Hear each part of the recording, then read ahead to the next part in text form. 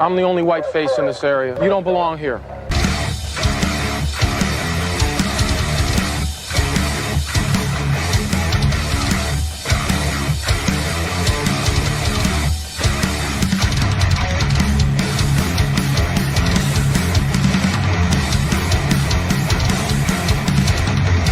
Stop, I'll shoot you in the back.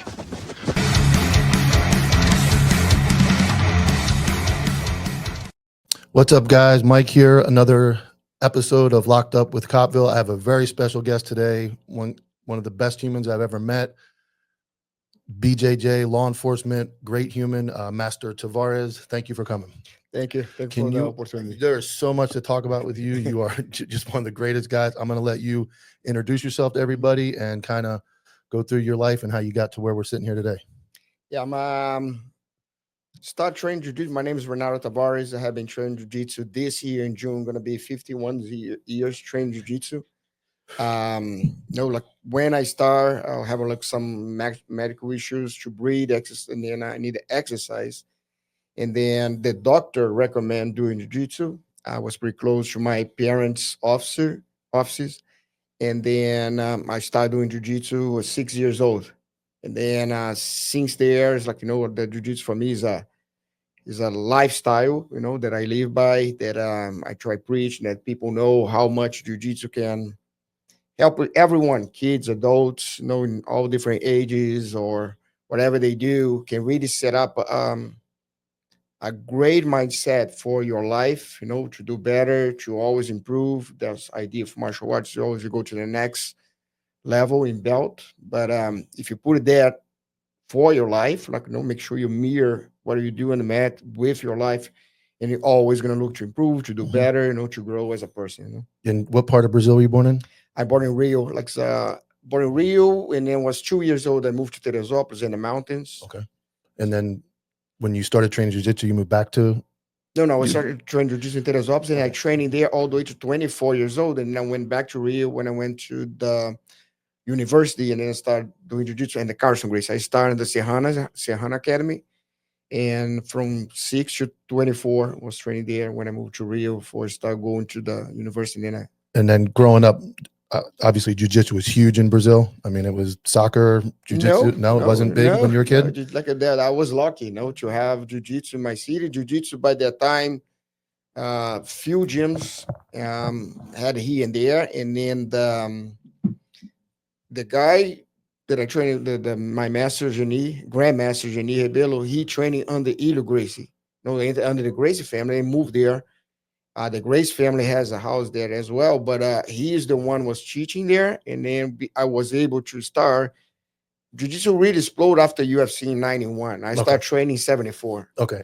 And so you're a kid. What did you notice about jiu-jitsu that changed? You talk about spiritual and life. What was it about that martial art that changed that for you, made you feel that way?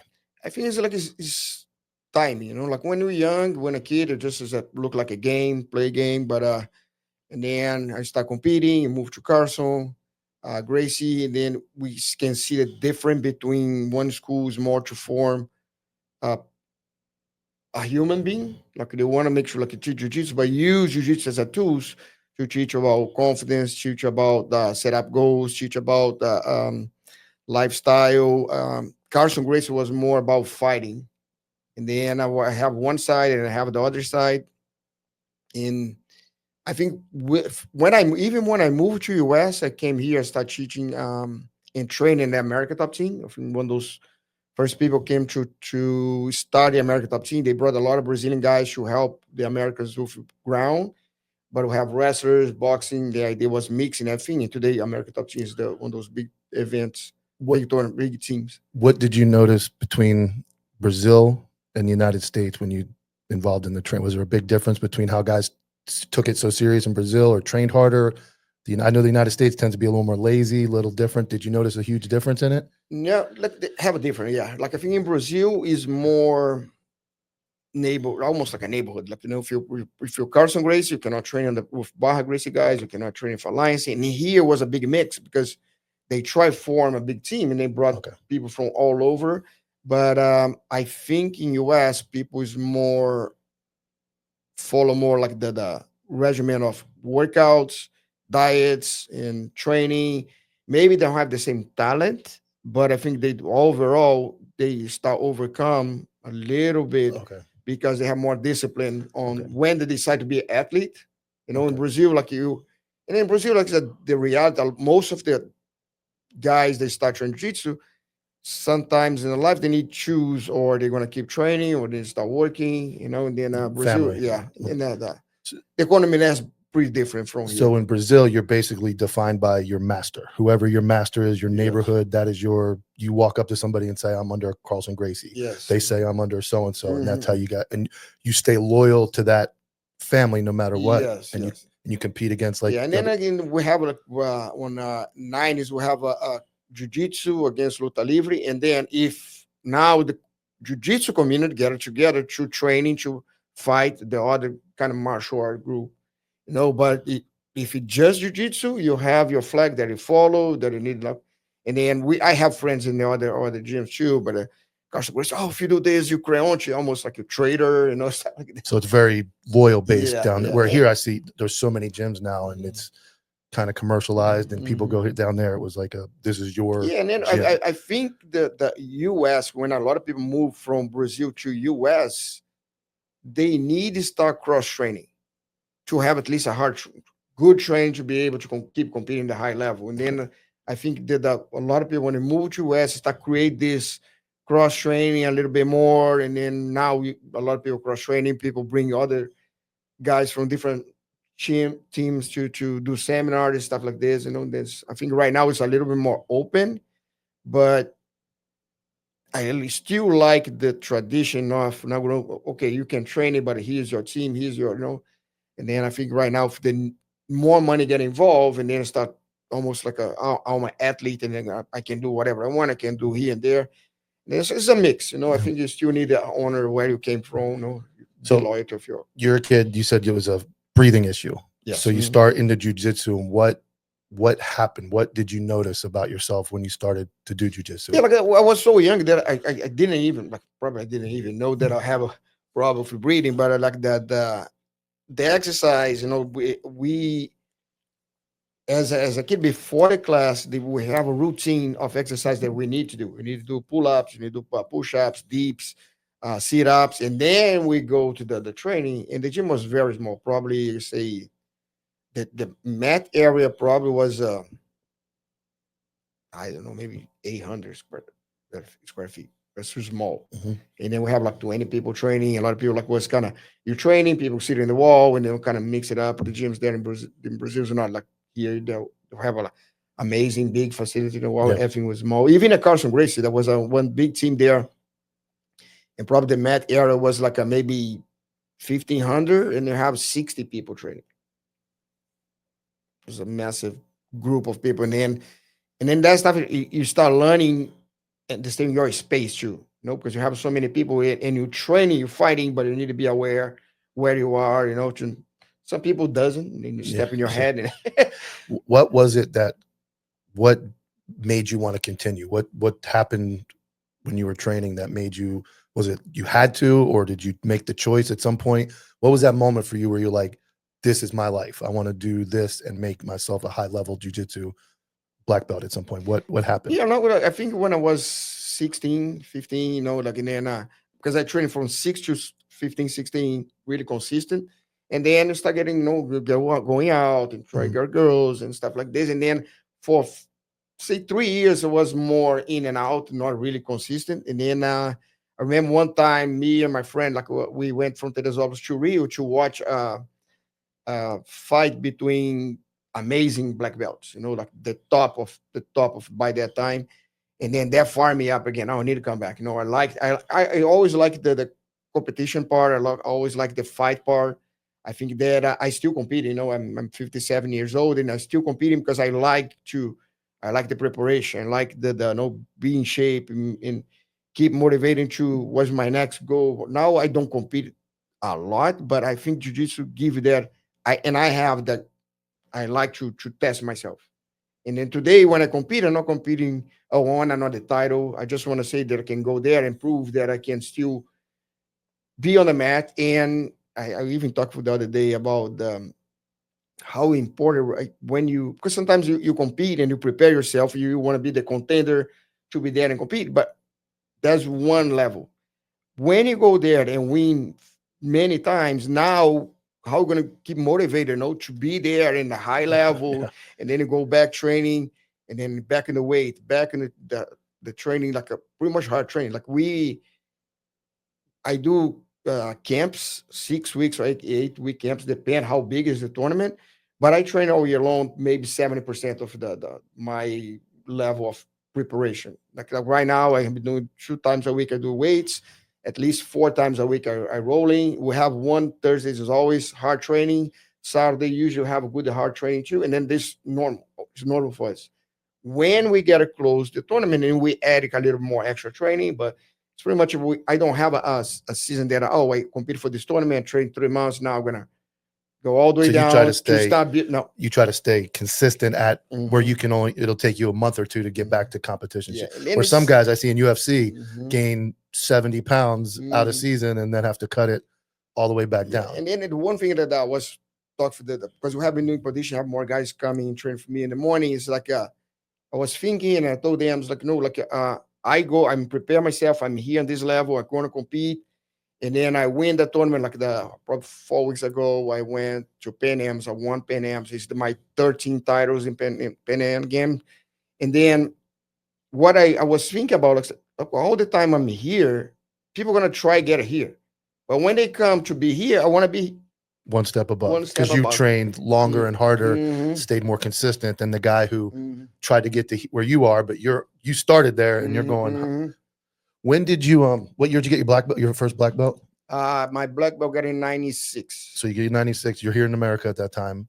No, You're still still in Brazil. Brazil? And Yes. you came here what year? 2000, first time 2002. I Okay. moved 2003. Okay. What made you come to the United States? I was in Curitiba. I already moved from Rio to Curitiba, and I was teaching there. I have one American guy there that he was working for Dodge as a consultant, and was going there to do stuff. And he started training jiu-jitsu, and then after he started training for me for 6 months, it's like, oh, maybe don't want to think and go to US. Yeah, if we open the gym, give a place to stay, and then a little salary, I'm going, because I can see the opportunity here could be Mhm. much better than in Brazil. What when did you make the transition into like competitive? You were training. When did you start competing and your like serious professional stuff? Yeah, my first tournament was 1979 In Brazil. in Brazil. Okay. Like it was like probably like at that time I was 9 years old. No, So you were 9. Yeah, about 9, 10 years old. Yeah. And then I started to compete, but I think that's something that I have in me. I like to compete. Mhm. I remember I'm not that tall. Actually, I'm short, but I was playing volleyball, stuff like this. And then even play volleyball in the club, like a neighborhood club, I always competing. Like, have a tall guy, like, I'm gonna block that guy. And then I get the ball, and then the guy block is, yeah, look at him. Yeah. I always have this. So you're competitive. Yeah. So when did I don't, and did a little research, but I want like to be surprised as well. When did you make that like MMA? Because obviously MMA became Mhm. super big. When did you transfer to like striking and into the MMA world? When did you start to do that? Yeah, in Brazil, I train guys. When I was in Curitiba, I have a couple of students that want to do MMA, and then I start training them, prepare them. But I didn't have never have the desire to fight. But when I moved to America Top Team, and then they gave me opportunity to go there and help these stuff, and then start training and help other people and start putting gloves and doing sparring. And then one time I have a teammate that was preparing for the fight, and he got hurt. And then Liborio told me, "Oh, you want to fight?" I was like, "Yeah, let's fight." But back a little bit. I remember one time I was in the Carlson Gracie office, and sitting, he's like talk for all the other. I think that time I was a brown belt, and talk for the students like a real black belt in jiu-jitsu need test the jiu-jitsu at least one time on the cage or the ring.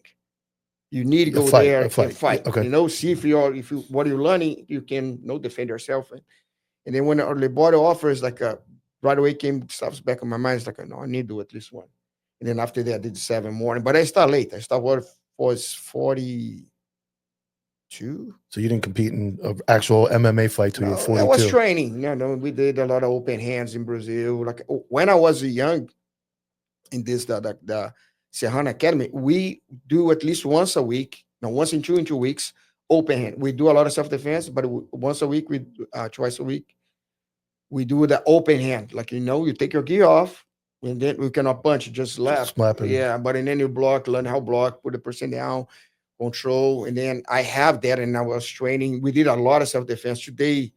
Jiu-jitsu turning more and be a sport, but I really enjoy and like to teach the self-defense part. And when the students coming in, I always say, Jiu-jitsu is designed for self-defense. Whatever you learn here, understand this can save your life one day or can help you be out of like a confrontation in the street, and then have different ways to training and play if you use more for self-defense and if you use it more for sport. But I'm really big still. That's why I get involved to teach to help the police, because I want to make sure they can use the jiu-jitsu to not to unbar or choke anybody. It's just to understand controlling, how they can use from the control to go to the handcuff, like Yeah. without injury the other person, without getting And injury.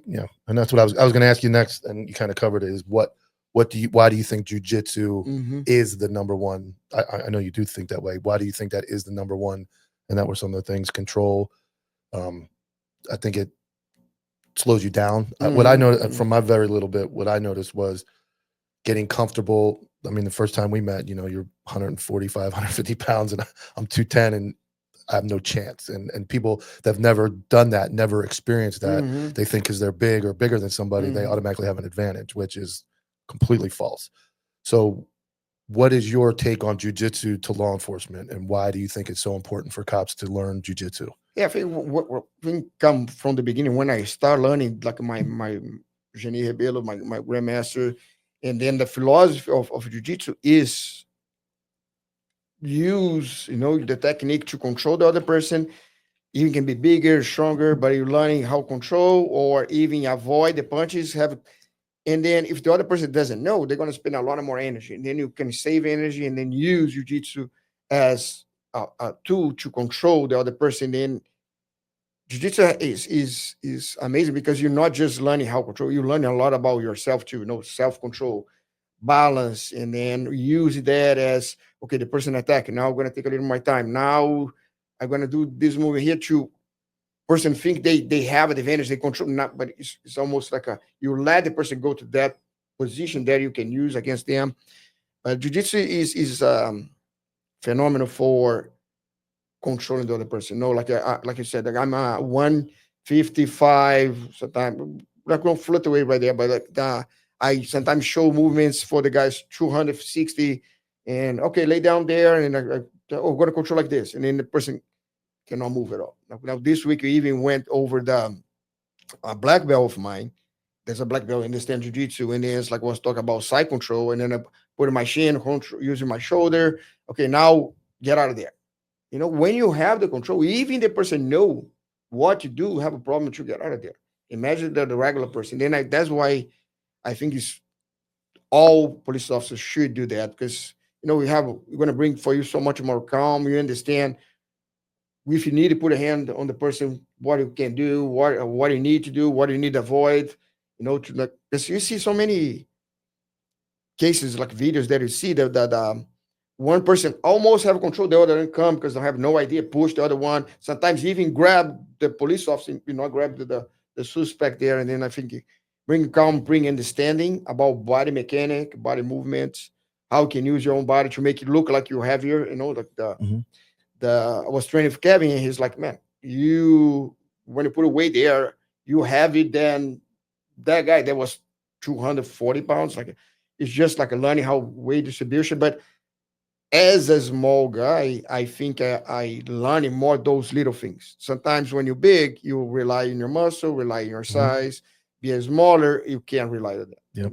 And we see it. I do see a lot of videos on the internet where cops are completely untrained, and it frustrates me. And I think there's two things that I see. One, sometimes the cops that get into jiu-jitsu, they push it too hard on everybody. And you know how people sometimes when you're trying to make them do something, they don't want to do it. I think the other thing is it's very difficult to walk in there the first time. I know they say the hardest belt to get is your white belt because people have this stigma about it. But what do you bring to the gym, and explain the atmosphere of a jiu-jitsu gym, especially towards police, because you guys opened your arms to everybody here. What is your thought on like the jiu-jitsu gym, the family that jiu-jitsu brings, and the way you guys open up your arms to everybody? Yeah, I think the mission, the mission of the gym in general is like a community. I want to make sure we open the gym not just for martial arts, but we want for the mom. The mom can come and do a workout. The kid can do jujitsu or can do Muay Thai, and then just that I want to open and make more welcome.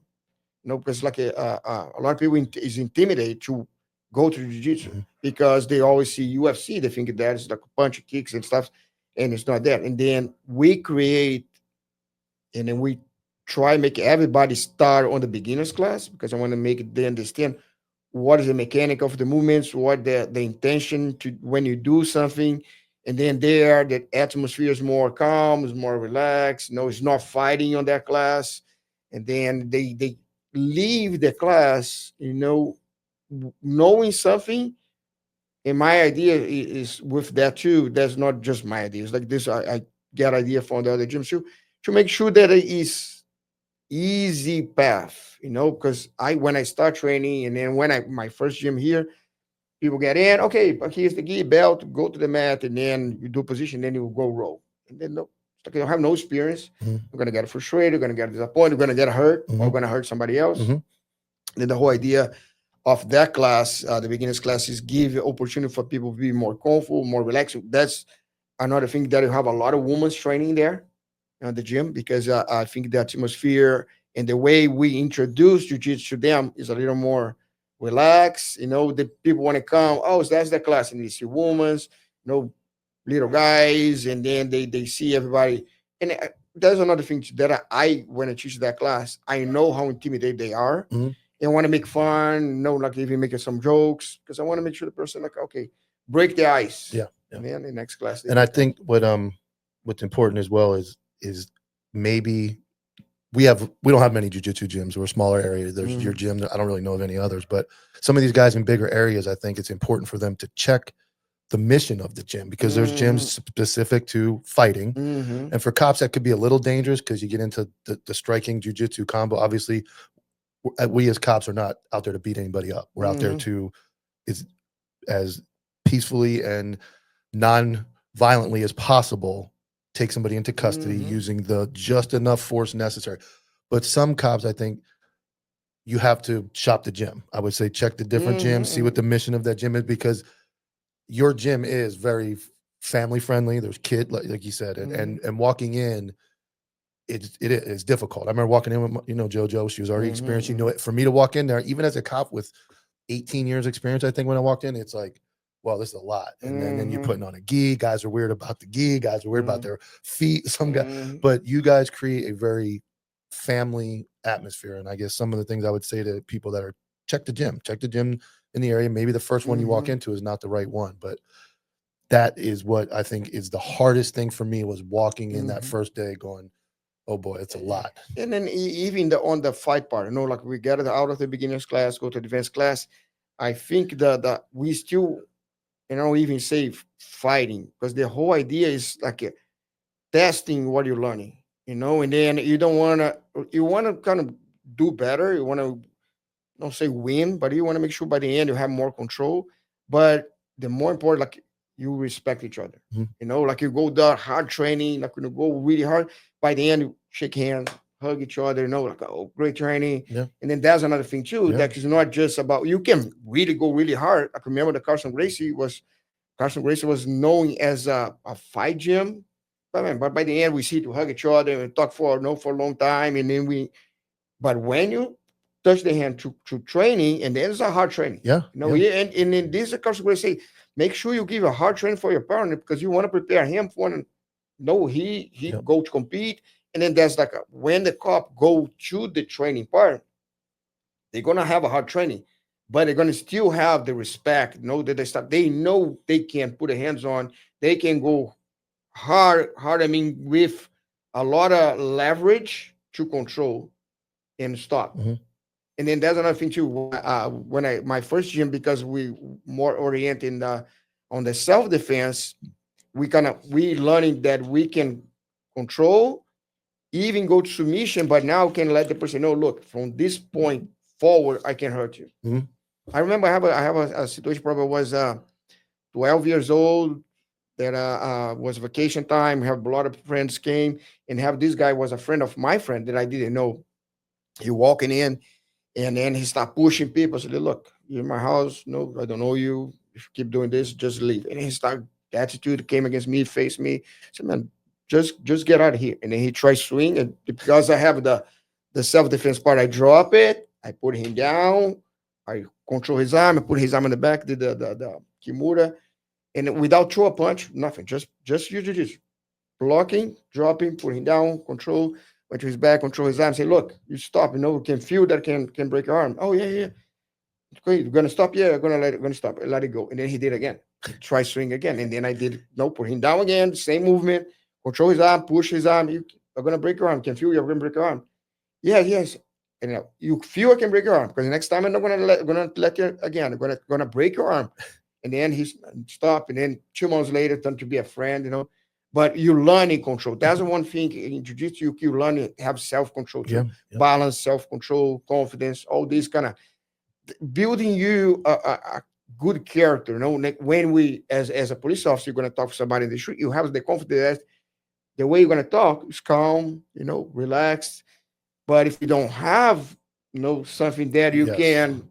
If you need to put your hands on, you're gonna be hey, and then you already Mhm. hesitate or show weakness or I think you probably see it in the videos you watch. You can almost see an untrained cop because Mhm. immediately they go to screaming or yelling Mhm. or over and over. They say the same thing over and over because they don't have anything Mhm. here. And just the basics. When I'm talking just the first 3 or 4 months in the gym, learning the basics of side control, being comfortable on your back, that is a game changer when it comes Mhm. to dealing with somebody on the street. Because if you're a cop and you're looking at somebody and you have nothing other than that academy training or hitting them with a stick Mhm. to reference, you have a gun, you have a taser. You can only use those in certain situations, Mhm. but regular combat. So what I learned is what you're saying is that the basic side control and comfortableness of being uncomfortable close to somebody is a huge deal. Mhm. When did you actually make that connection to police? I don't know. Like I met JoJo, she was already going. Mhm. When did you? At what point in your jujitsu career did you start interacting with cops and getting into like the Yeah, police thing? in Brazil, like when I was teaching there, I have police officers that Okay. was training, and then wasn't like I didn't create a program for, but they can see the value of learning, put a hand on somebody that you can control. And then there's many times you talk to the police officer there, you're gonna learn a lot of stuff here. You don't need to even go for a bar or nothing like that, but especially if you know another police officer coming, somebody come to back, just to control and hold the person down. Okay, they have a Ruben Alvarez. He's by the time I think he was 2 degrees black belt. He couldn't do whatever the guy. He hold the guy on the floor for 30 minutes waiting for backup. Mhm. He couldn't do something. Yep. No, but like you don't need it. Like their whole idea is how control, waiting for somebody come in case that you're gonna be somewhere, gonna take 40 minutes or couldn't reach your radio to and then now you need to improve your position with more control and maybe if you're able to go to the handcuff even better. But the whole idea is like a manager, learning how Yeah. manager what you can do by that time. If you can wait, somebody waiting. Have I forgot her name, but she did a little jujitsu before training first. She was training the other gym here, local too, and I think the guy tried to hold her, and she did a takedown. Then just after that, she hold the person on the Yeah. floor. And then it's like the idea of jujitsu is a journey. Mhm. No, I like I said, I do for 50. This year gonna be 51. I still learning. I still adjust. I still change. I still improve little things like the about controlling. Like the how using more the shoulder, how drop more the hips, how using more the toes, different angles, and then that what I try pass. To show my students whatever took me years to learning. I want to make sure they have now. Like maybe, of course, not going to get it all together, but they have big vision that I call it I try to pass the VIP, the very important points Mhm. of that control or that position, that submission. Yeah. So you're obviously how many degree black belt? I'm 6, going to be 7. So there's not a year and a half. there's not many people walking around with your qualifications and your history. What about jujitsu, or what about you makes you want to teach and pass it on? Whenever you get that, like, I like to do this now. What does it do for you to pass this on to people? How does it make you feel to be able to share such an amazing talent? Yeah, I think as a lifestyle, my goal again is not just to show the movements, positions, motivate somebody maybe to compete. I think my mind now is more to form a good human being. We have so many issues in the world right now. Like the people for depression, like we have a lot of people for PTSD. Mhm. Jiu-Jitsu is big for PTSD. A lot of militaries use Jiu-Jitsu because we have so much things in common. We have ranks, commodity, brotherhood, all this stuff like you can bring together in Jiu-Jitsu too. And then I see and I try to use Jiu-Jitsu more on the other side now, more mindset, more lifestyle than just Jiu-Jitsu as a training. And then of course you're gonna change, for a police officer, the idea is passed one way. A mom is a different way. For kids, a different way. Kid, you want to make sure they learn discipline, they learn be focused, they learning to set up goals and follow, not quit for the first time, get hard in their life. And then as for adults, that we have so many people that come to the gym, and then because jiu-jitsu is so personal, is you need to touch the person, you need to be close to the person, people start open up, and you can see, oh, this person needs more jiu-jitsu for this part of her life. Yeah. This person needs more jiu-jitsu for that part of their life, and then we can start see jiu-jitsu as a big picture, as philosophy. It's not just, it's like almost, people even say almost like a religion, like you're gonna have your faith, you have the stuff you're gonna follow.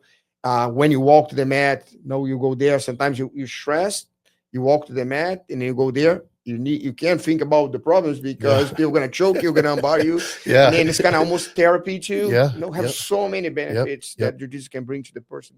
And that's what so my experience is, I've worked at the sheriff's office for 20 years, 23 years as a cop, and I've worked close with people and not been friendly with them. Everybody I would train jiu-jitsu with at your gym, if I see them somewhere, it's a hug, it's a how you doing. It's like a real family atmosphere. It really is. And people who knock jiu-jitsu, there's a lot of cops that I don't know what it is, but I will tell you that I have formed better friendships in 2 years going interacting than I did in 20 years with some guys. And part of that is we're at work and it's not the same, but part of it is what you just talked about. It's therapy. You're rolling with a guy in between. You're talking personal stuff. Hey, how's it going? What's work doing? And you're letting your guard down to those people. And then you see them in public, you see them out, and it creates a real big family. And that's something that if guys are missing, we did an episode about therapy and how sometimes therapy is good or bad. I agree with that. It really just clicked in my head. That therapy, and I know Joanna gets that when she can't come, she's injured. It drives people down. But that therapy of being out there and rolling, it's like peaceful, and that's, I remember when she came the first time, and she has the mindset of I can fight, be angry and go, and then like do a minute and a half, and then you stop and you go to the bathroom. But slowly you start to understand that it is, you can't again go back to control, balance. That you just on the back of the martial art have so many benefits, but I think that all the stuff that we create there, and then people can feel that is we need each other. That's another thing too. Jiu-jitsu, you need the other person to learn it. You're not going to go to compete anywhere without the other person to be there for you as a training partner. And then there's like I try pass this message too in the gym. It's like a new guy come, white belt, make sure you don't smash them, because you're going to discourage them. They're going to feel disappointed. They're going to leave. Help them getting better. And then this stuff too, the people already get it there, they want to help you getting better, because they say if you help him get better, now you have a better training partner for you, and you getting better because now you help somebody, give you some challenges. That stuff in jiu-jitsu too, you always try help each other. And then even like I said, in the mental part too, I have so many students because you have this contact, you sitting there after the training, and then you start paying attention to the person more. See the person head down or feel a little bit. Say, what's going on? And then have this guy disappear for 2 weeks. Mike Kenner, he disappeared for I think for 2 weeks at the gym, and he came back for 11 pounds lighter. Like what happened? Man? Get sick? No, I have a partner that he has more partnership and the stuff. He just kicked me out, Yeah. and I don't know what I can do for my life. And then I know I cannot train right now. Like, one thing you're not gonna do it is quit training. Come whatever you can, once a week, twice a week. This is gonna help your mental. Gonna be more. And then he did that for about 2-3 months. Was I even close? I think it was close to the pandemic too. And then past 3 months, and he's like, I'm gonna open my office.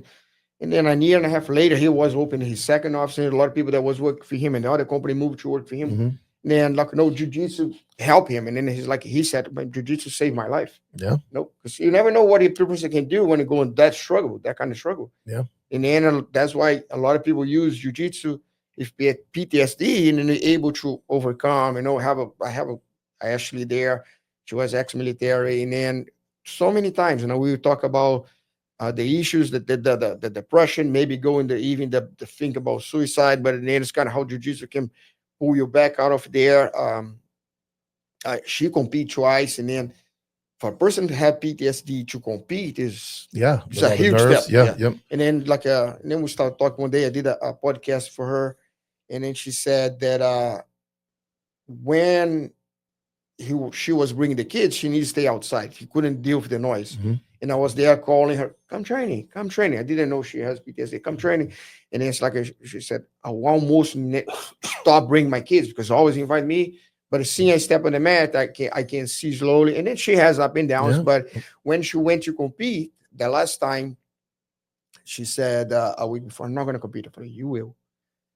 If your competition is not winning anything, your competition is just step on the venue. On the mat, yeah. No, step on the venue. Yeah, okay. And then she's like, the 2 days before, I don't know if I'm gonna say, come tomorrow. I'm gonna wait for you here outside. And then she get there. It's like, where are you? Oh, I'm outside. Get inside. And then she came inside. Then I'm so nervous. This and that. It's like you already stepped in. You already did one step forward. Let's sit upstairs. And then if you don't want to fight, no problem. Then went upstairs, start looking at the fights. And then, okay, we're going to have 8 fights for yours. We're going to go down, change the gi. And then you check your gi. And then if you don't want to do anything after that, no problem. And then did another step. And then she did that. And it's like, I don't know if I'm going to remember anything. I don't know don't worry about it. Now you're here. Then your next step is step on the mat. Just get out there. Yeah, just step there. And then I don't care if you're going to win or lose. Don't put the pressure on you. You already came to the venue. You already make your weight. You already put your gi. That was the only one thing I want to step there. And then we're done. And then we go home.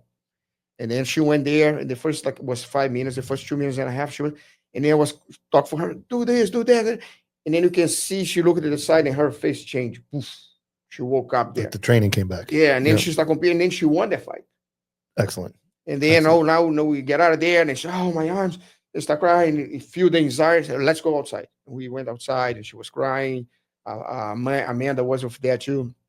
And then you can see the relief.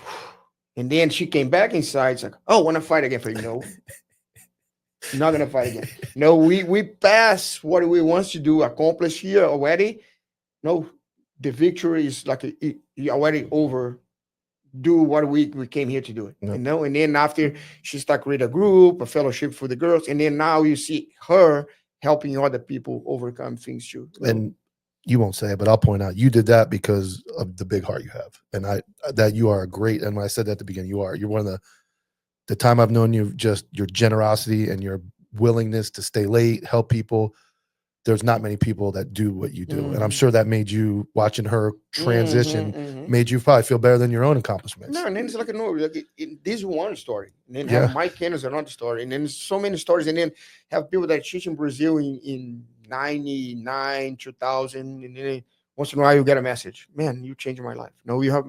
But I think everything came from parents too. My parents always about helping other people. Like I remember one time we were sitting, I probably was 8, 9 years old. We sitting eating, and I see somebody there outside. It was a mother and a kid sitting homeless, and then oh man, can I bring the plate? When they're, but the way they raise me, always care for other people, always help other people. And then that's like together for jiu-jitsu, I think building even more, Then I went to Rise Up Kings, that a event in Dallas, that like really wake up and for a lot of the things you like try, because we always talk about jiu-jitsu and balancing, but they have the four pillars, and then they have the faith, family, fitness, and financial, and try balance those four pillars as well. Then it's kind of, I always looking for improvement again, not just inside the mat, but outside the mat as a person, how I can help more people.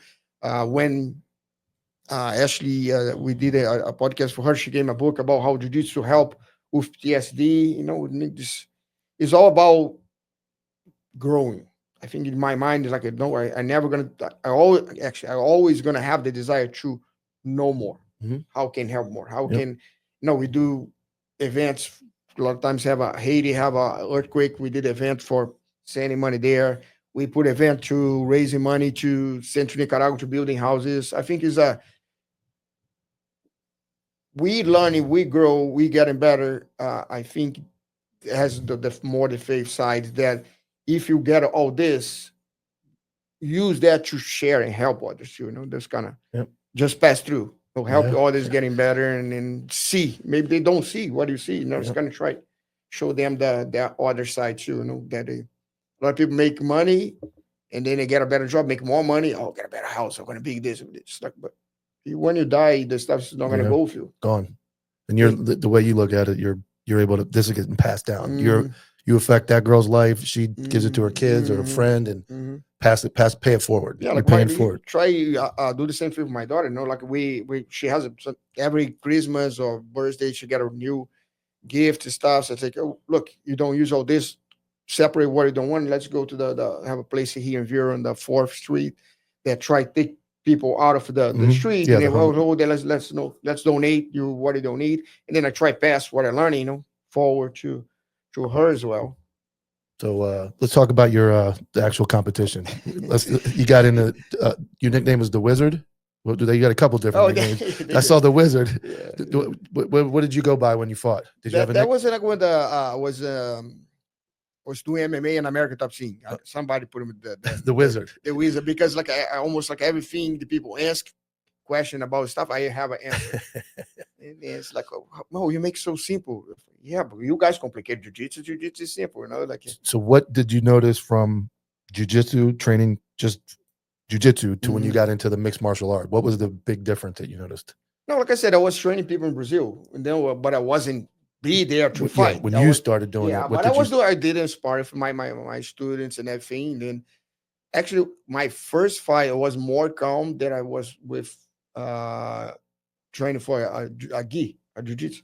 I don't know why. Like I actually, maybe I was doing some breathing exercise and stuff there, like a concentrate. I think I was really, and the training was pretty hard too. That's the one Carlson Gracie say, like a training hard, fight easy. Training easy, you're gonna have a hard fight there. And then the training was insane. Like by that time, like I moved to US, they sponsors just to training. Was training like 5 to 8 hours a day.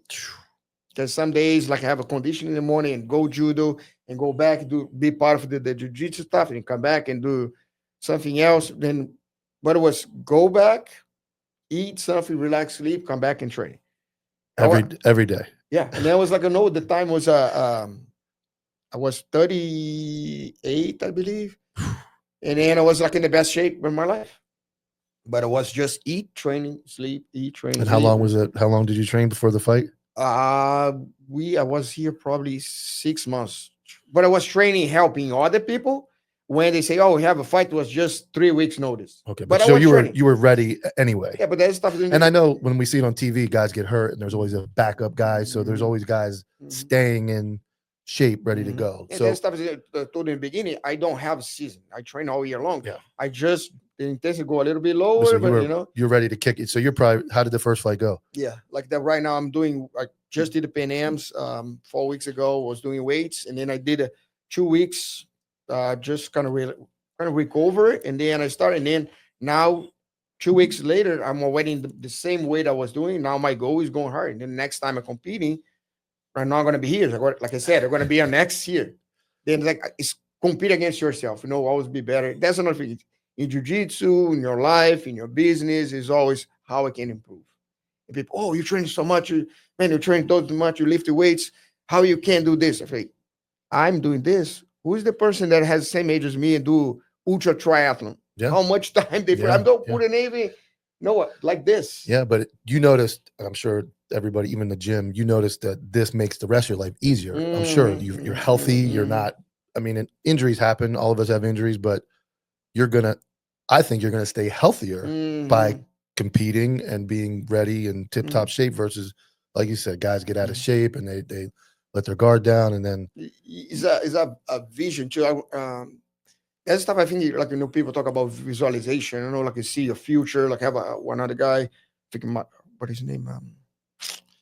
I saw a podcast. He talk about like he compete like almost compete against himself. Like I want to see me 5 years from now. I'm gonna be like this. 10 years from now, it's not a compete against anybody else. He's always growing. And then I remember was 26 years old. I was in Brazil still training under Carlson Gracie 26, 28. And I was like passing a magazine, the surf magazine. I'm not surfing, can't stand on the board. But me neither. Not even a little bit. Me too. And then I was passing a magazine. I saw this surfer was 67 years old, holding a long board, like great shape. It's like, I'm going to be like that guy. 67, I want to be like this guy.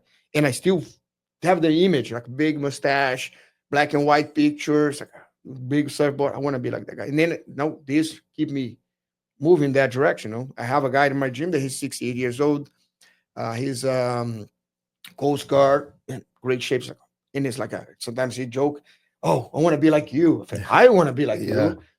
68 years old in that shape. I want to be like you. I see guys in the gym. I'm 49 in May, and I see guys in the gym that I walk up, they're 72, 70, and they're in great shape. But I feel that same way but I was way out of shape younger, and then I got in shape. I didn't start getting serious about it till I was like 38. Same age, about 38. I got serious about lifting weights and working out. But that is, as you get older, that start, you see the clock, you see the tunnel, you see the end of it, it's like, okay, I can't believe I'm 50 almost. And then I'm sure for you, it's like, as you get further along, you see that end coming or something near the end, but why be and out of shape or can't move or, stay consistent and you're going to live longer. And one thing changed too, like I always look at you being shape and stuff like this, but and I have a plan. It's like, look, what maybe 47, 45. So I'm going in turning 55. You're gonna do this.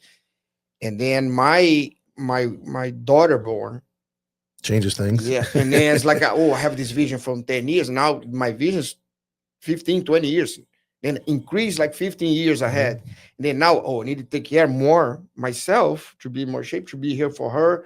And then now take care more like my vitamins and have some stuff that I take because I want this longevity. I want to be part of her life for a long time. Yeah. Like then have so many parents that in my gym, young, and then work, out of shape.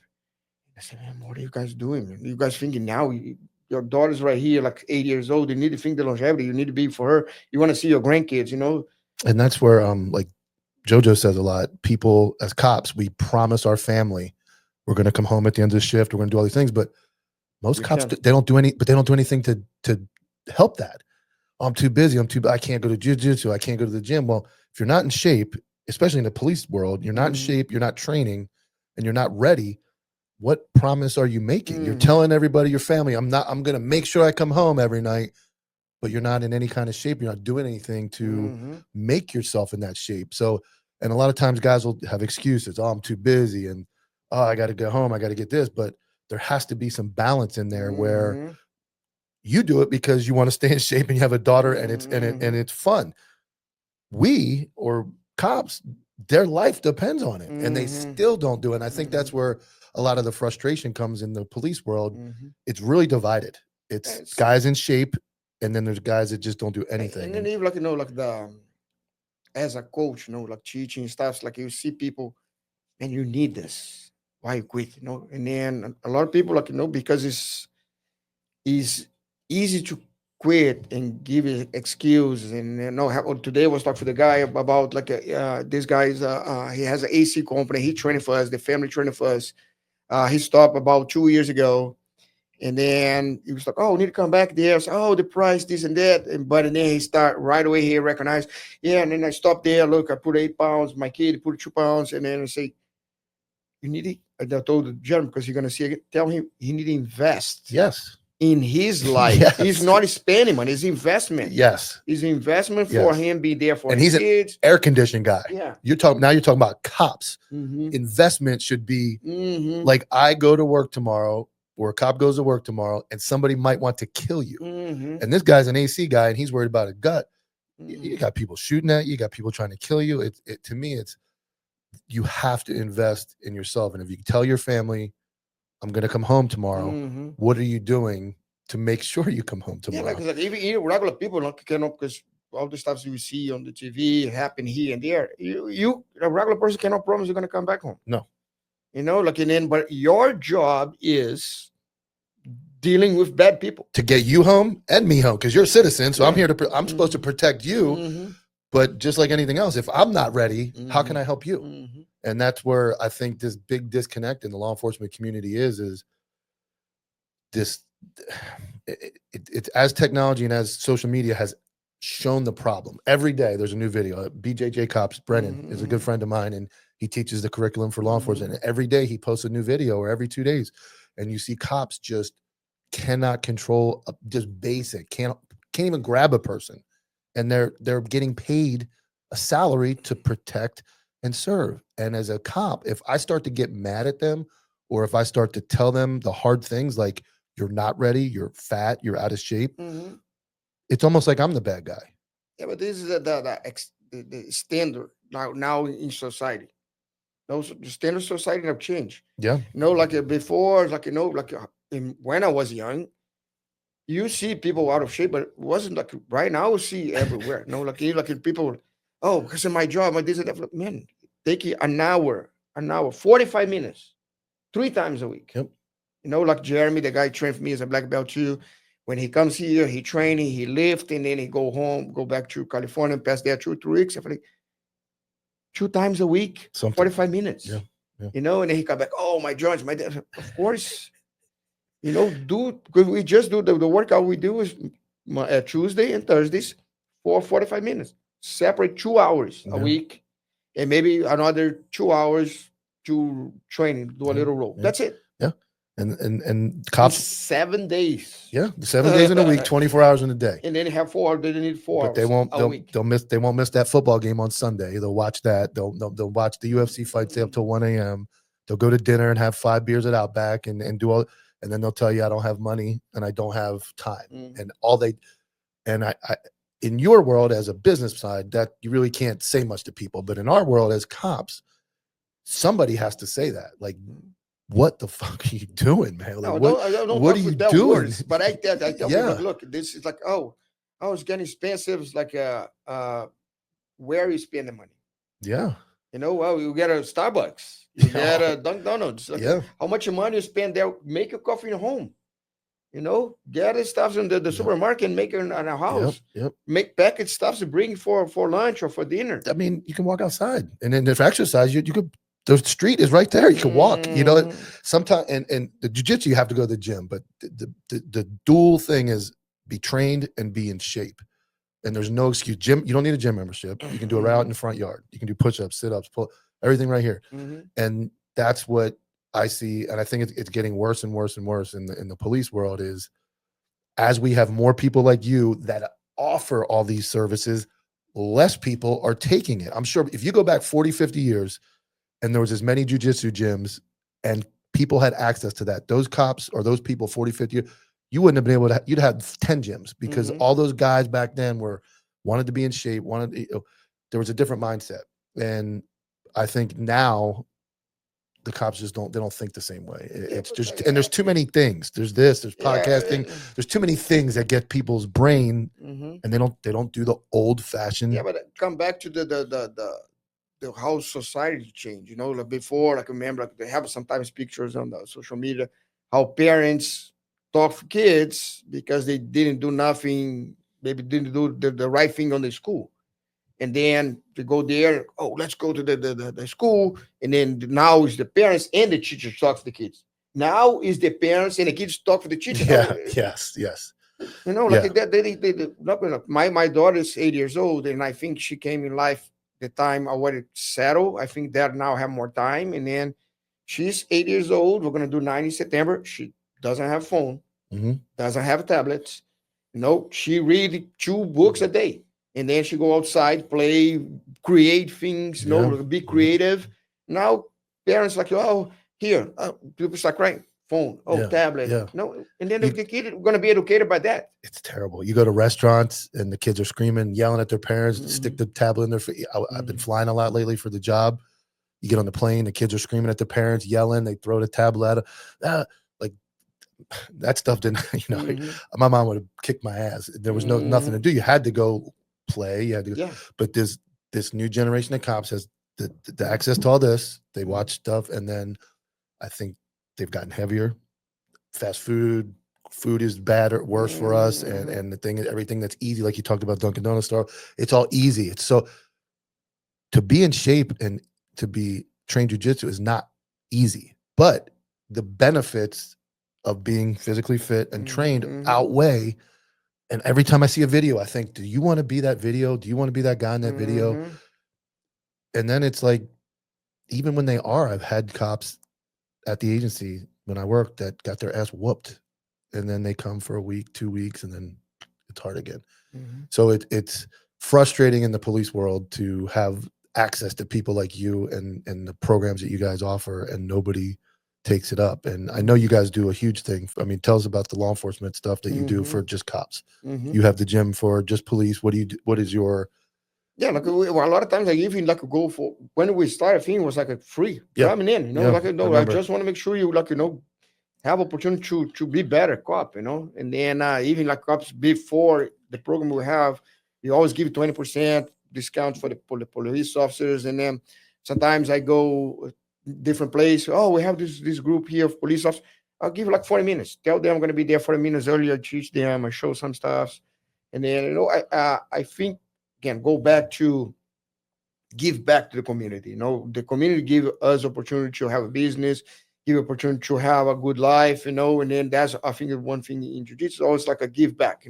We did the seminars for hurricanes, did seminars for earthquake, we did seminars for a family that lost a house. And it's always this give back because you get so much from the community. We what we have, what we do today is because some people gave an opportunity to teach. They like to give back, some way, somehow. Like we stopped the police. I went to Fort Knox like twice to teach the militaries there too, because I have a guy under me that create the program for the military. But it's I think it's the whole idea is like a show how much jiu-jitsu can help, and then back on for police officers can help them do the job better. But at the same time, not just the job there better, but the mindset going to be better. The way they're going to live going to be better. And then there's a lot of other benefits that jiu-jitsu can bring to overall for kids, for no kids get a bullying, go there and then you can see in a month change the face change, the head down. Now start laughing, they start the chest growing because they want to they feel confident. And then I tell them like, look, this is not to use as bullying. You learn to defend yourself and defend people around you. And then that's the concepts that we're always looking to improve, Yeah. And that's what we have at the gym. So many gyms, people training and then walk out of the gym, white belt, chest out, chin out. Oh, I'm doing this. Yeah, that's not it. Mhm. That's no. And then I've never in your gym, like I said, I've been that place. Everybody has been great, and it's a atmosphere to learn, to feel comfortable. It is therapeutic. But what happened? We have people that they're walking in with attitude, and then I say they're gonna have 2 ways: are they gonna change, or they're gonna leave? Yeah. Because if they came with attitude and try push the stuffs, they're gonna get humbled by the training. Yeah. And then they're gonna feel like the ego gonna be hurt, and then they're gonna leave. Yeah. Or they see, have so many people came and then you can see the chin up, and then the first day it's like, man, what happened? How I asked my butt kick. Then it's like, okay, but keep coming. Then keep learning. And then they can see the attitude change. Yeah. And what I noticed was obviously white belt to white belt, it's tough because you're both trying to gain your confidence. And I'm sure the white belts go the hardest. They're just trying to show off. But as I went further into training at your gym, what I noticed is as you start to progress and then you do roles with blue belts and then brown belt, they will stop right in the middle and then teach you. And it's so that is the benefit of being in that atmosphere in that gym is you're learning from your own drilling and all that stuff. But when you start to roll with higher belts, that atmosphere and that family and that training kicks into those guys and they stop. I remember so many times they stop you and go, hey man, listen, you're right there. Try this. And let's do this over. So while you're teaching everybody, you've created students that continue to train, want to stay late. They want to help out. And then it's just not go in and get beat up and leave. You do get beat up and leave. It happens. But what I noticed in your gym, and I hope that there's other gyms out there that have that atmosphere is all the blue belts, all the purple belts, as you move up and start rolling with these guys, they help you. And that mindset is to help the younger guy. And that, like that, what I try to emphasize the gym too. When you teach somebody, when you help somebody, you learn it because you now need to tell the other person the little details to make that stuff better. And you keep telling yourself. Yeah. As I love teach seminars, I love teach classes, I love teach privates, especially one is specific for one specific motion the person want to do because they're like I can give the little things, the VIP, very important points of the movement, but I learning. Oh, I didn't pay attention to this before. I didn't pay attention to say this before, and then help me teach better, helping my jiu-jitsu getting better. This is always again, jiu-jitsu is always, I think, martial art, not in general, but most of the martial arts, you always look to improvement. Yep.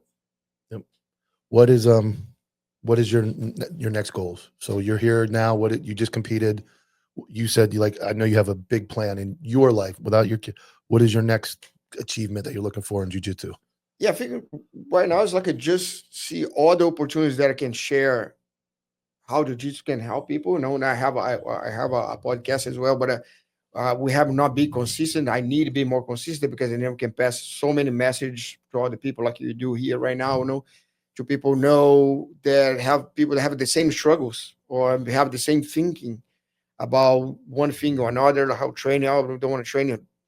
Jiu-jitsu is this, but again, if you go there, visit the gym, see what kind of class they teach, how the environment, and it's kind of, this is for me. This can be good for me, for my family. Then how many parents I push them, and I'm going to keep pushing to training to understand what the kid does. Yeah. Because a lot of people, why my kid don't do that? Come here, try it out, see if you can do that. Then, the goal is like I always keep using the gym, as a place for unite people, building a community, unite families, and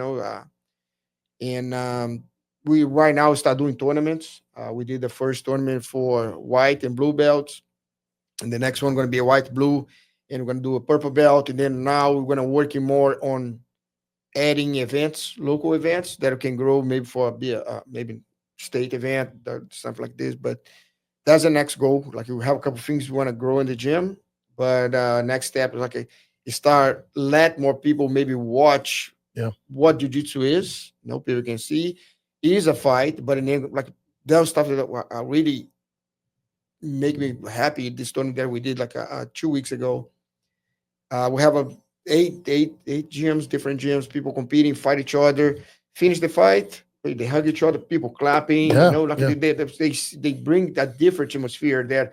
Kill him, break his arm. Yeah, like Karate Kid. Yeah, it's like the movie. Yeah. It's not like that. And then, a lot of gyms, like I said, it is that. They see parents like outside, break his arm, and then it's like finish the fight, people hug each other, people was clapping, great job, and then they after fighting, they sit outside and talking, and then because it was tournament inside the association, I want to not just have their atmosphere or their environment inside my gym, but I want that all the gyms that's under the association kind of see the way we do things.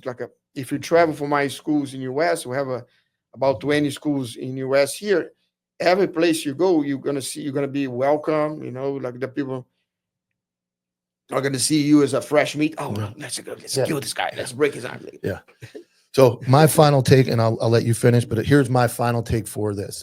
In law enforcement, we spend a lot of time shooting and a lot of time doing CQB, building clearing. These are the two things that cops love because it looks cool, sounds cool. Your gun goes bang, bang, and everybody watches all these reels and all these stuff. But we are very unlikely to be involved in a shooting. We are more likely almost every day to use some type of force. It's not fun, as fun as shooting. It's harder than shooting. It's more grueling than shooting. But it's what I believe is the most important part of being a police officer is being able to use enough force to successfully take somebody into custody safely and protect yourself and the citizens. What is your take on that? You know, everybody wants to go bang, bang, bang, but nobody wants to do the nitty gritty hard work. Yeah, like I said, like we talked before too. It's like your life is every day in line. You know, every time you step out of your house to do your business, you never know who you're gonna face. No, like most of the people, like normally in small cities, you don't see, but one day you can see. Yeah. You know, one day you're gonna find a guy that want to kill you. Yeah. And then, you know, like they're gonna put your hands on you, and then if you don't have the skills to at least to stop the other person to do what they want, it can be your last day. You know, and then all the training, all the stuff you're gonna grow. Being there, more confidence, you know, the way we talk, the way you act, the way you walk around, you're gonna have the other benefits, you know, the good benefits of, you know, be part of the community, be part of something that people want the best for you. People want you to succeed. People want you grow, and then you're gonna have the support. Yep. You know, we have a problem right now. 20 police officers at the gym, maybe a little bit more. And then we always support each other. Like, you know, the students support them. They know, they say, look, they're gonna after here, they need to go back to job, make sure you went to training. But number one thing is be able to, if you tell your wife, I'm gonna come back home, at least you know that you have more skills, more tools to come back home for your wife, for your kids, you know, or even for yourself. Not if you live by yourself, but you know, I'm going and I'm gonna come back. You know, Master Tavares, thank you so much for everything. Thank you for all the training, guys. That's another episode of Locked Up with Copville. Master Tavares, Vero Beach, Florida, one of the greatest men I've ever met. It's important to him. It should be important to you guys to train hard and be ready for the fight of your life. Take care. I'm the only white face in this area. You don't belong here.